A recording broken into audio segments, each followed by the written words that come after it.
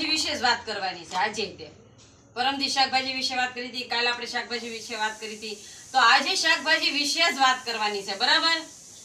તો આ શું છે? કોથમરી છે બરાબર। તો આ મીઠો લીમડો બરાબર। તો આ બટેટું બરાબર। આ ડુંગળી બરાબર। પછી આ આદુ અને આ નહીં લસણ બરાબર। તો આ શું છે? એ કપડા નીચે મરચું બરાબર। તો જો આ ડુંગળીને આપણે કાપીએ ને તો ડુંગળીનો અંદરથી કલર કેવો નીકળે? જાંબુડા કલર જેવો, વ્હાઈટ અને જાંબુડા કલર નીકળે છે। તો આપણે જાજી બધી ડુંગળી કાપતા હોય ને, એક ડુંગળી કાપીએ તો આપણી આંખ બળે, જાજી ડુંગળી કાપીએ ને તો આપણી આંખ્યું બળે। અને આ ડુંગળીનો સ્વાદ કેવો છે ખબર છે? તીખો આવે, તીખી લાગે ને ડુંગળી ખાઈએ ત્યારે।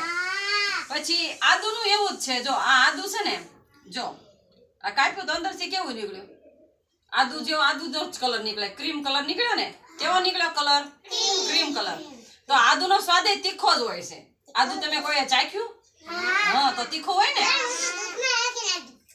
પછી જો આ છે લસણ।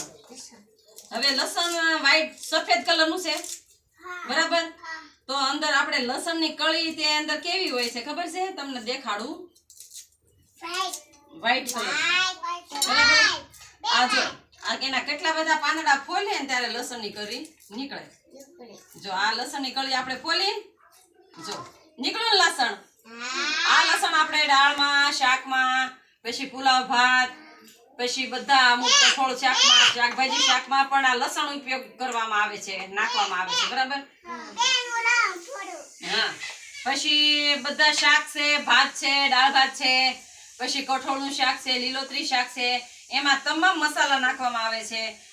મીઠો લીમડો, પછી મરચું, પછી લસણ નાખવામાં આવે છે, પછી ડુંગળી નાખવામાં આવે છે અને આદુ પણ નાખવામાં આવે છે બરાબર।